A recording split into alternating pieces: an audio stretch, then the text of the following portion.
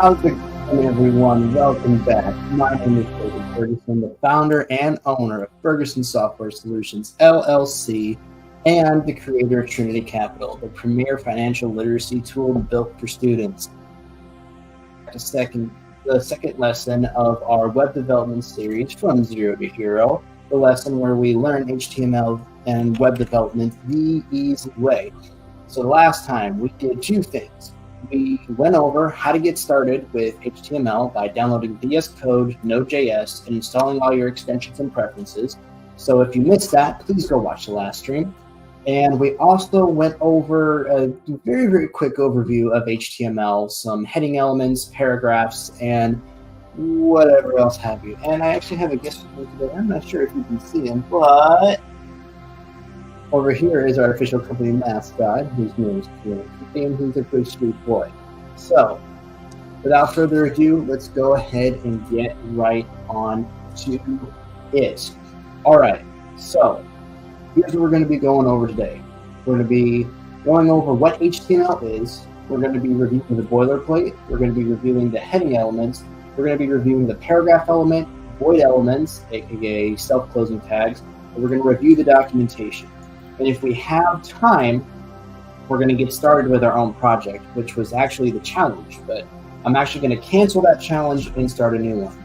So let's go ahead and get going. So the first thing that we want to discuss is what actually is HTML. Okay, so when you're making web development, no matter what browser you use, no matter if you're using Google Chrome, if you're using Firefox, if you're using Safari, it doesn't matter. No matter what you're doing, HTML does the same thing. What HTML does is that it takes different files, like this index.html file right here, and it renders it on the web page.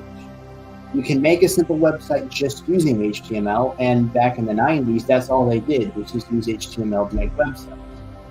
So let me show you how this works here. So what happens is when the web browser takes in the HTML file, it's going to read it, and it's going to display whatever's in that HTML file.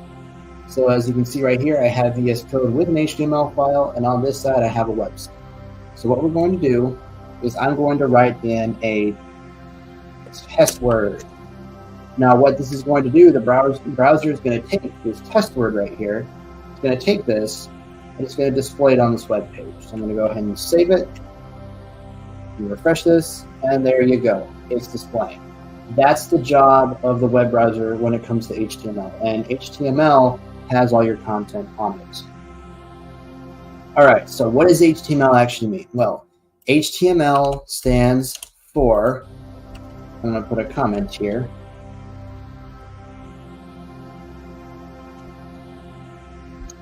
Hypertext Markup Language. Let me go ahead and extend this up. Hypertext Markup Language. Okay, well, what the heck does that mean? That's Greek to me. Okay, so let's start with this. Hypertext. What hypertext means is that the text on the web page can actually link to other websites on the internet. I actually have something here. So let's take a look at this website. This is just a basic HTML website that's live on the air right now. So this is what I mean when I say hypertext. You see all these words right here that are highlighted and in blue? When I click on one, it leads me to another website. And here we go. This website happens to be what is hypertext. So according to these guys, hypertext is text which is not constrained to be linear. Hypertext is text which contains links to other texts, which is basically what we just saw. You click on this, you click on the blue, it brings you to another page. So that's what hypertext means. And my cat's being crazy. So let's see. What does markup language mean? Well, back in the olden days when they would actually print pieces of paper onto newspaper and the press was a whole thing, an editor would take whatever the writer wrote and they would write little symbols that meant different things. So let's say editor markup. Let's see if we can find a picture here. Okay, so this is a really good example right here. Let me see if I can scroll down to it. Okay, so as you can see, these little symbols here, they mean different things. And as you can see, the editor will mark up what these things are so the editor actually knows how it's supposed to actually be printed. It's the same with HTML. Let's say I want to put a header in my website. Instead of just writing header, which doesn't really do anything, what I need to do is mark it up so that HTML knows, hey, this is supposed to be a header. So I'm going to put in a markup that says header, and now it becomes a header. And we'll cover all of this and what it means here in just a second, so bear with me. All right. Oh, hello, sir. How are you doing? Okay. Markup language. Okay, so I already said that. So when it comes to web development, think of a website as a house. Okay. You have your basic structure. You have your basic structure, which is things like your foundation, your beams, all of that kind of stuff, the roof and the shingles, all that. You have your styling, which is your paint, your windows, and all of that stuff. Neil, I just saw your comment. I am very sorry. Unless you already know, because I see that you said never mind, we're going over HTML and the basics of HTML when it comes to making websites. So if you want to stick along, thank you so much. I greatly appreciate it. All right, so HTML is the structure of the house. Okay, we also have utilities, which is JavaScript, but that's way on down the line. HTML is the structure. HTML is your foundation, it's your beams, it's everything else. It puts the structure of the website together and makes the website readable. All right, so we just finished up with what HTML is, so I'm going to go ahead here and I'm going to go ahead and open up the floor to questions right quick. This won't be very long, but if you have any questions, please let me know and I will answer them, but we're going to keep this rather brief. So go ahead and if you have any questions, go ahead and let me know.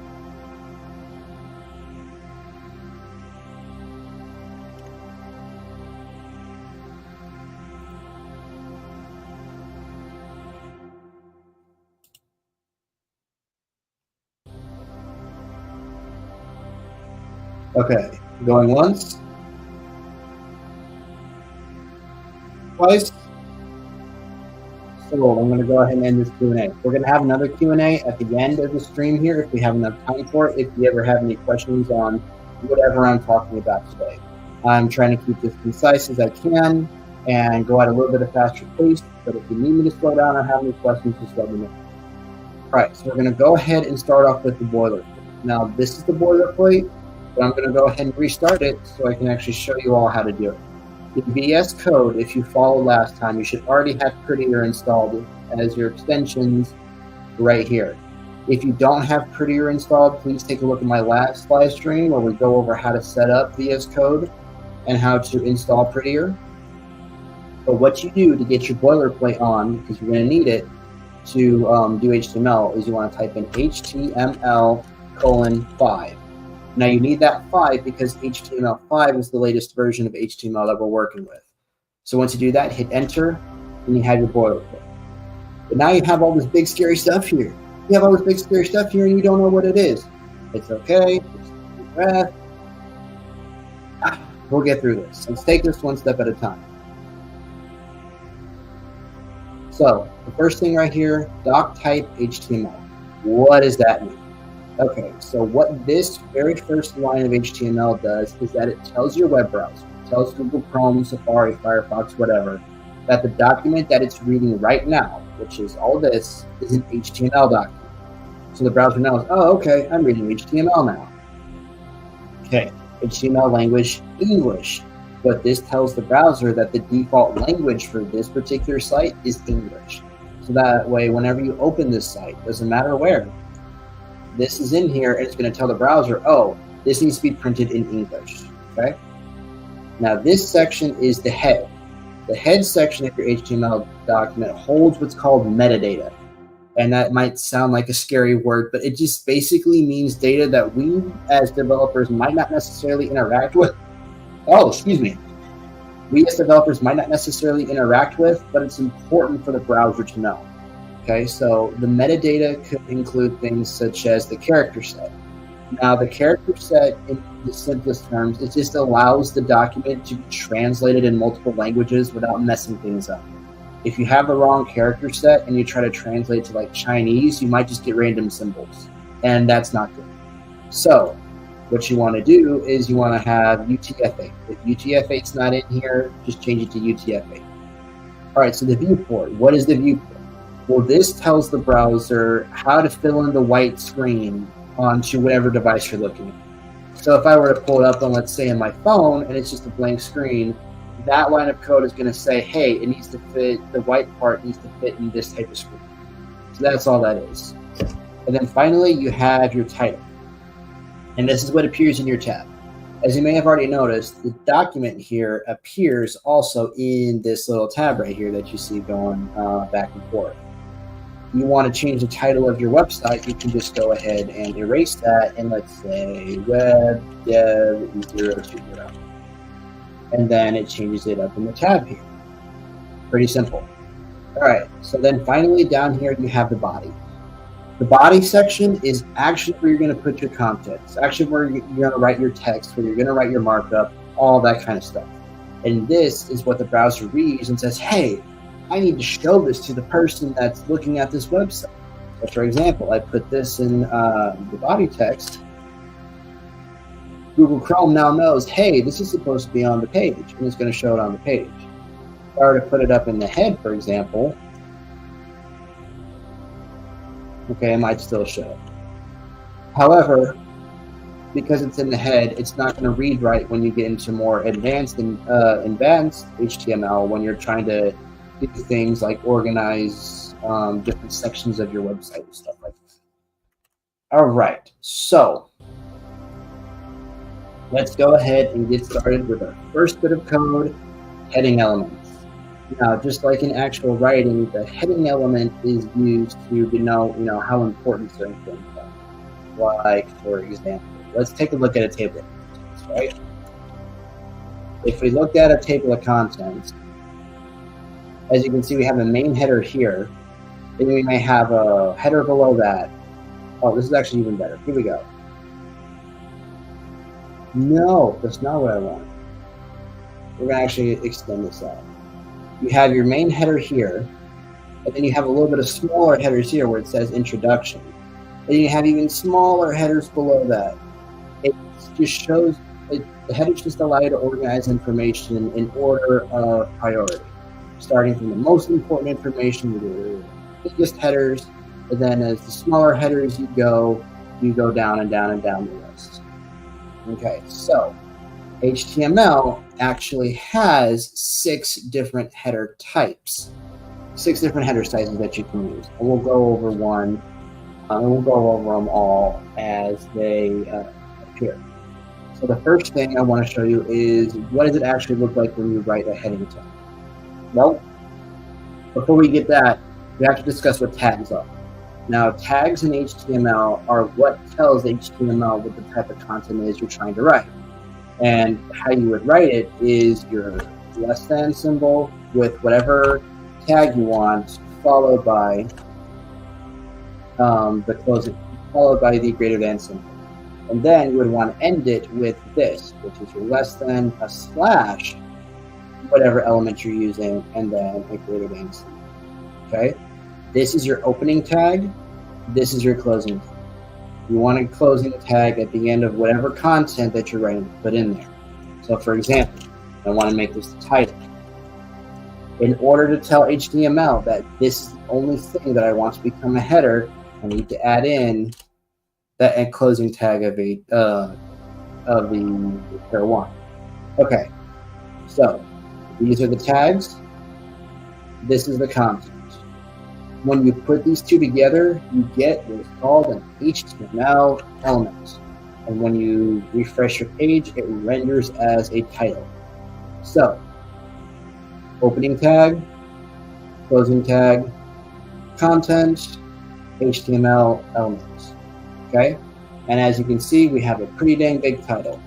So let's go ahead and go down the list so we can show you how small these things actually get. So we're going to do H2. We're going to make the opening tag of H2. we're going to say title to. And mine already closes my tags for me, so I'm going to erase that. We're going to write the closing tag for H2. Please just let me write my closing tag. I might, I'm not pretty. Refresh it again, and here we go. We're going to do this again, H3. H3, so we know that we're writing a third small header size. Title 3. H4. And you get the point all the way up until H6. Right, and they'll just get smaller and smaller and smaller. Now, you don't necessarily want to use heading tags for your content, like your actual paragraphs and stuff like that. And I'll show you why here in just a second. All right. Anything missed? No. All right, so let's actually move on. Now, let's say you want to write a couple of paragraphs, right? Let's say this is a paragraph.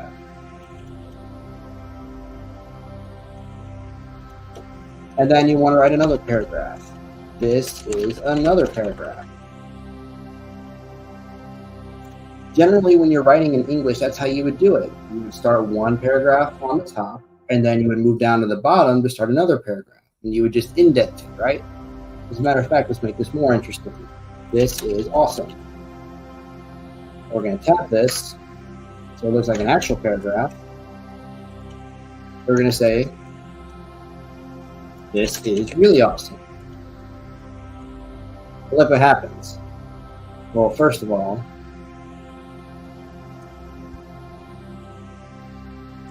goes like this. But what HTML is doing here is that it's not reading it as a paragraph. If you don't have a tag on your content, HTML doesn't know what to do with it, and it just reads it as text. So what it's going to do, it's just going to stack these all in the same line until you do something with it. So if you want a paragraph, what you have to do is you have to tell HTML that this is supposed to be a paragraph. So let's do that. Now, this is what a paragraph tag, or a paragraph element, I should say, looks like. First, you want to start with less than symbol, P, greater than symbol, and then you want to end with the closing tag with a P in it. This tells HTML that this is a paragraph. Not so what happens when we write it. It is a paragraph. This is awesome. Okay, so we can see that it made the text a little bit smaller. But what if I clone this and change it up a little? This is another paragraph. This is also awesome. Now, as you can see here, it separates it vertically as paragraphs are supposed to be. This separates it as paragraphs are supposed to be. This is what you use. Let's say if you're writing an article or something like that. You want a giant block of text, and you want multiple blocks of text separated vertically as if you're writing in English. This is what you'd use the paragraph tag for. And as to show you an example, I'm actually going to take this off screen so y'all don't know what I'm doing. But mysteries. Mysteries. What am I actually going to put in these paragraph tags, huh? We shall see. What most developers do when they're testing is they'll use something called a lorem set, which I'll show you what that is here. And you can find generators for this. But because I'm a patriot and I love my country, this is what I'm going to do. Boom. When in the course of human events it becomes necessary for one people to dissolve the political bands which have connected them with another, this is the Declaration of Independence, the preamble, and then the next paragraph after it. As you can see here in HTML, it actually separates these as paragraphs like they're supposed to. And that's the whole job of the paragraph tag. All righty, and the paragraph tag is actually very easy. We are running up at 20 minutes, and we are doing very, very well. And we have one more set of things that we have to cover, and then we're going to review what we said last time about looking at documentation, and then we're going to be done. So let's go ahead and get this going so we can finish up here. The next thing we're going to be talking about is void elements, aka self-closing tags. Now, void elements are elements that don't need text or don't use text in order to render on the web page. And the two main examples of this are horizontal rules and line breaks. Now, horizontal rules are used to actually separate content on a website with an actual vertical bar. And this is how you would actually write a horizontal rule. You'd open it up with your less than symbol, write HR, and then you would just close it. And there you go. It might act, depending on what you're doing, it might add this on there too. That's fine. But as you can see, it adds a line in between these two paragraphs. And I can do this for every single paragraph that I wanted to. Now let's say I wanted to write something else, but I wanted them to be a little bit of space between these first two bits of the Declaration of Independence and whatever else I want to write here. That's what the line break is for. Now, how you write the line break is you want to go ahead and use the less than symbol, BR, close it, and what will happen is it will create a little bit of space where text can actually not go. So we're actually going to put in a couple of BRs here, and I'm going to show you what a lorem ipsum is. So a lorem ipsum is basically just a nonsense generator, but it generates a whole bunch of text, and it's how a lot of developers actually use, test big paragraph blocks to see if they fit. And you can actually denote the number of paragraphs. I'm just going to do one paragraph, generate, and it just generates this text. So what I'm going to do is I'm going to just write this in here under a paragraph tag. Boom. And as you can see here, there's now a little bit of space between my lorem ipsum and the two paragraphs I have of the Declaration of Independence.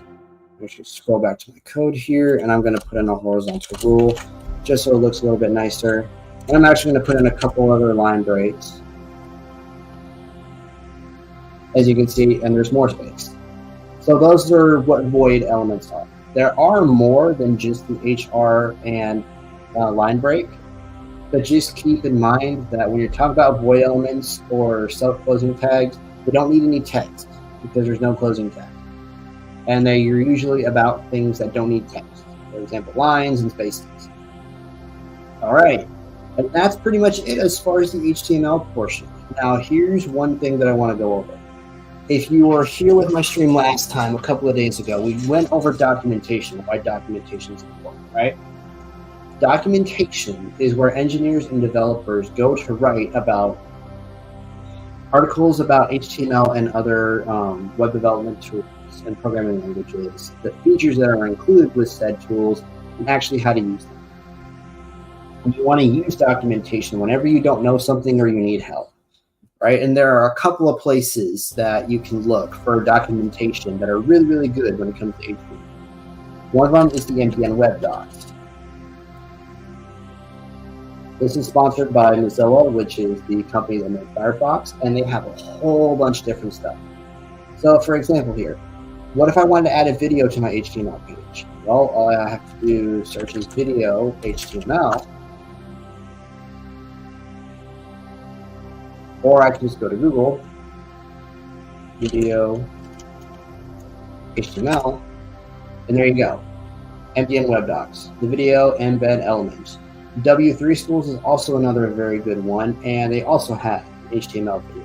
So let's take a look here. Let's see. Take a look at this. The video HTML element embeds a media player, which supports video playback into the document. You can use the video tag for audio content as well, but the audio element may provide a more appropriate user experience. Okay, cool. So how do we use it? So take a look here. There's your opening tag right there. Then there's your closing tag. And then you have some other code in here that allows you to play a video on your HTML web page. So if there's anything that you don't know how to do in HTML, but you want to do it, look it up and then find the documentation on either a W3 or NPM Web Docs. W3 is actually pretty cool because you actually get to try it yourself and you actually get to type the code and run it yourself. So you can actually do various different things, and pretty dang awesome. Knowing how to look through documentation is extremely important when you're going through a web development. It's been said a lot that it's okay if you don't know, but you're fired if you can't even read it. Documentation, especially if you read through it properly, is so helpful when you're actually learning this stuff and you're trying to actually build something that's pretty dang cool. All right, and that's pretty much it for the actual lesson portion. So now we're going to go ahead and review some stuff.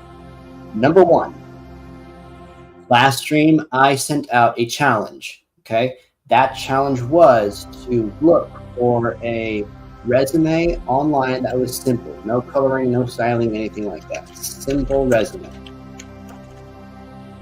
Okay, look for something similar to this, right?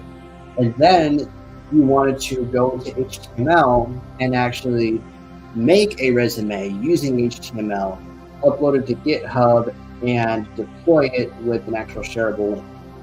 I am actually going to rescind that challenge because in the next live stream, we're actually going to be going over how to do just that. We're going to be actually making a resume page using HTML.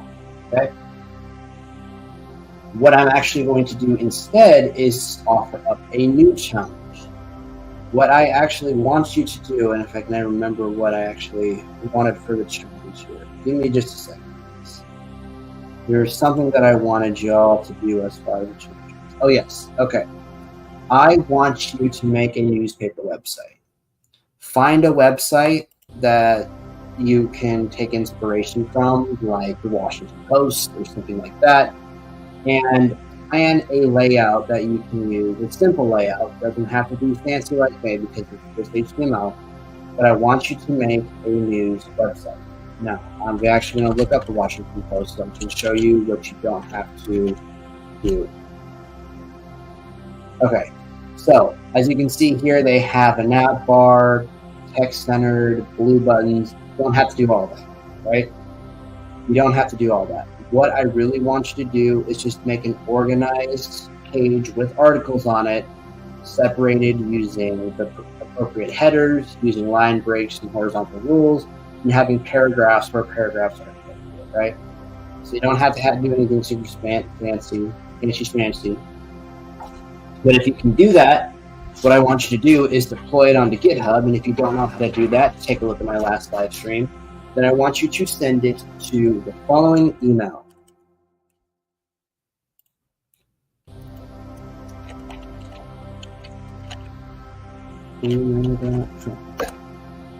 All right.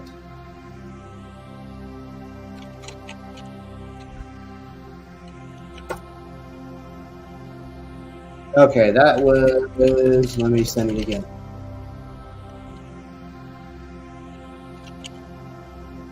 All right, I want you to send it to that email address, new message right there. I want the subject to be Web Dev Challenge News Sites. All right, if you can complete that challenge and deploy it live, I'll take a look at it. And then next Monday, when I come back to do my next stream on that Monday, I will take a look at all the emails with all the challenges, if there are any, and I will show them on the screen to show everyone what they had made, because I want to show you that anyone can do this. If you're willing to practice, and you're willing to look at the documentations, and you're willing to just make something, anyone can do this. So, a couple other things. Number one, I own a business-to-business business.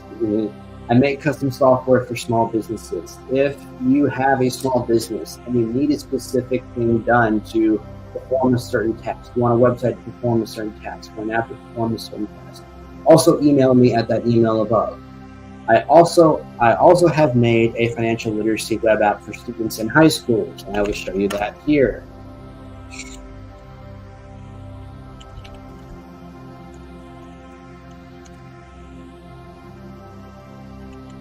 All right, and this is Trinity Capital right here. You can see, looks like a bank, has lessons on it. It's all really, really cool, right? I'm trying to get this into schools. If you are a student in high school, or you're an administrator or a teacher, please let your leadership know to reach out to me at this email. I'm reaching out to schools in my local area as well, and I'm trying to get this into schools. And I haven't been able to yet, but I'm still working on it. Okay. So once again, weekly challenge, business, Trinity Capital, all that is good. The next time we go on stream, everyone, we're going to be working on making a basic resume site. So I hope to see you all there for it. In the meantime, thank you all, everyone, again, for joining me on this live stream. It was a really good live stream. It was a lot more organized and concise than before, and I believe that it was a lot better of a stream than we had last time. So thank you all so much. You all have a wonderful day, and God bless you all.